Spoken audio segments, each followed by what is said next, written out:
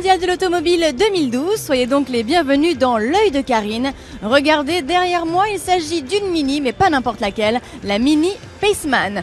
Ce qui veut dire que Mini n'est plus aussi Mini que cela, regardez. Alors effectivement, bienvenue chez Mini, grande première mondiale pour Mini, nouveau Mini Paceman que vous voyez juste derrière moi, donc qui est le 7e membre de la famille Mini, donc on a maintenant vraiment une véritable gamme. Et pour nous, une carrosserie tout à fait inédite sur le segment, puisqu'on parle chez nous de Sports Activity Coupé, donc qui est ce type de coupé sportif et légèrement surélevé. Donc une carrosserie qui n'existe pas sur le segment et qui est totalement innovante.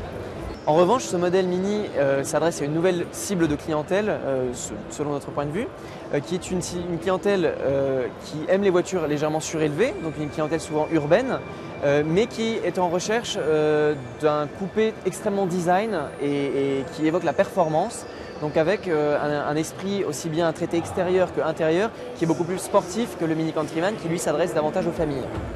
Donc on retrouve effectivement un programme de jantes très large, un programme de coloris, un programme de couleur de toit, d'insert, de sellerie. Enfin, vraiment, on peut se faire son Mini Paceman à soi, c'est vraiment le but. Pour vous prouver que le Mini Paceman est ultra personnalisable, je vous invite d'ailleurs à me suivre pour vous montrer une petite animation sur le stand qui devrait finir de vous convaincre.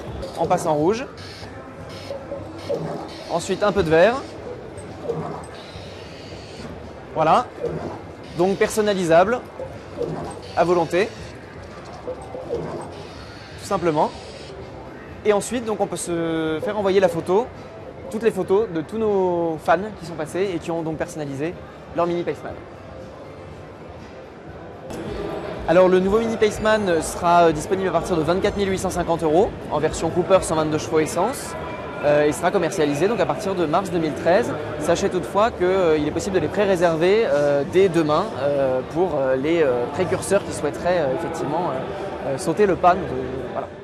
Je me trouve toujours sur le stand Mini, mais cette fois à bord d'une Mini Cooper. Parfois, on n'a pas besoin de nouveautés pour être heureuse, et je peux vous dire que là, je me sens très bien. Mais je sens aussi que vous avez besoin de nouveautés, hein. Oui, c'est ça. Alors c'est parti, regardez, on vous en a trouvé plein. Regardez. Cousine de la Skoda Rapide, la nouvelle Seat Toledo se dévoile donc à son tour porte de Versailles. Visuellement, cette version de série reste très proche du show-car présenté au Salon de Genève. Comme la Skoda Rapide, la Toledo est bâtie sur la plateforme MQB, appelée à équiper un grand nombre de modèles du groupe Volkswagen. On le voit, celle-ci reste donc fidèle au style Seat actuel et très classique dans ses proportions. La Toledo mesure 4,48 m de long et offre un coffre d'un volume supérieur à 500 litres. L'intérieur est simple et sans artifice, à l'image de nombreuses voitures du groupe, mais il présente bien, et c'est là l'essentiel. Côté motorisation, on aura le choix entre des blocs TSI de 75 à 122 chevaux, le 1,6 litre TDI en variante 90 et 105 chevaux équipera lui les versions diesel. La Toledo devrait être commercialisée fin 2012. Suivant l'actuelle tendance au downsizing, Ford dévoile sous les spots du mondial le petit frère du Kuga, son nom le Ford EcoSport. On doit son arrivée à l'accélération de la politique globale de Ford, qui a choisi de lancer en Europe ce modèle destiné à l'origine pour les marchés émergents. Le Nissan Juke n'aura donc pas été longtemps seul dans la niche des mini-baroudeurs polyvalents. Concurrent également des Opel Mokka et futur Renault Captur, l'EcoSport soigne son apparence avec sa calandre béante, son regard acéré et sa silhouette ventrue. Pour autant, s'il roule des mécaniques avec sa roue de secours apparente et ses imposants bas de caisse, l'engin s'illustre par une longueur de seulement 4,10 m. Sous le capot, la même modestie est de mise, l'engin adopte le nouveau 3 cylindres 1 litre turbo essence qui se flatte de développer 120 chevaux. Un bloc sobre qui pourrait tenir la dragée haute au traditionnel bloc diesel. Ah vraiment, au salon de l'automobile, il y a des choses que j'ai du mal à comprendre. Regardez, ils sont allés mettre un feu rouge alors que toutes les voitures sont à l'arrêt. Vraiment, hein. Allez, place tout de suite à un concept car, il s'agit de celui d'Audi. Quant à moi, je vous donne rendez-vous demain pour plein d'aventures, ici même au salon. Bye bye.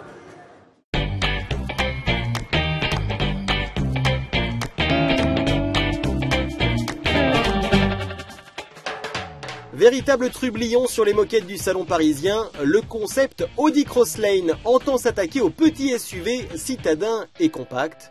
Il mise pour cela sur un look typé et un encombrement réduit. Manifestement, le manufacturier d'Ingolstadt nourrit un faible pour les SUV. Après le gigantesque Q7, le familial Q5 et le petit Q3, le Bavarois s'apprête à enrichir cette gamme d'un petit Q2, préfiguré par ce Crosslane concept. Regard acéré et biseauté, ailes renflées et bouclier généreusement ajouré, l'engin campé sur d'énormes jantes alliages transpire la testostérone. Évocateur du concept Steppenwolf, présenté il y a une dizaine d'années, ce Crosslane coupé adopte un toit Targa et des volumes très heurtés, lesquels tranchent avec l'aspect lissé des dernières productions de la marque, une physionomie certainement annonciatrice d'une nouvelle philosophie visuelle pour Audi. Sous le capot, le Q2, enfin ce qui pourrait être le Q2, hérite de la motorisation hybride Dual Mode de l'A1 e-tron. Celle-ci associe aux 3 cylindres 1,5 litre de 130 chevaux, un moteur électrique de 68 chevaux utilisé en génératrice et un second de 116 chevaux pour la propulsion. En dépit de sa dégaine virile, qui n'est pas sans rappeler le Range Rover Evoque, ce petit Bavarois de 1400 kg préserve un gabarit des plus compacts. Il affiche en effet tout juste 4,21 m de long. Logiquement, cet ultime rejeton de la famille des SUV Audi devrait présenter une habitabilité mesurée.